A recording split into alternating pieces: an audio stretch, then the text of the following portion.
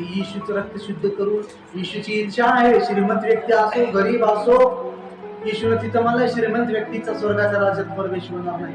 आता ह्याच व्यक्तीचं उदाहरण घ्या, श्रीमंती तुम्हाला स्वर्गात जाऊ देणार नाही. म्हणून कधीच म्हणू नका की माझ्याकडे काही नाही. तुमची गरिबी तुम्हाला स्वर्गात घेऊन जाईल. तुमचं तेल नसल, मीठ नसल, चटणी भाकर खाऊन समाधानी राहा, ते स्वर्गात घेऊन जाईल. पण श्रीमंती आली तर स्वर्गात घेऊन जाणार नाही. आता ह्या व्यक्तीला प्रभू बोलवत आहे की तू माझ्याकडे ये, चल आपलं जे काय काम धर्म कर, गोरगरिबाला दे. तो मला मी काही येणार आहे का एवढा काम घालून मेहनत करायला रात्र दिवस, गरीबाला कसं देऊ? माझ्यासाठी साठवतो मी.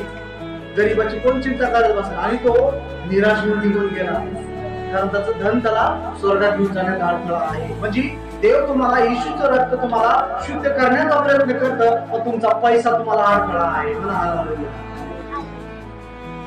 काय आहे अडथळा? पैसा. तुमचा पैसा तुम्हाला नरकातच घेऊन जाणार. म्हणून पैसा नसला तर बरं आहे. सगळ्या नवीन करारामध्ये येशूने कुठंच आश्वासन दिलं नाही श्रीमंत. बरोबर, जुन्या करारात म्हणला अब्रामाचा आशीर्वाद, गाडी, शेत, बैल, सगळं काही प्रार्थना करा. एक दिवशी मी अशीच प्रार्थना करतो. मी म्हणलं जुन्या कराराचं वचन घेऊन प्रार्थना करतो. धन्यवाद प्रभू.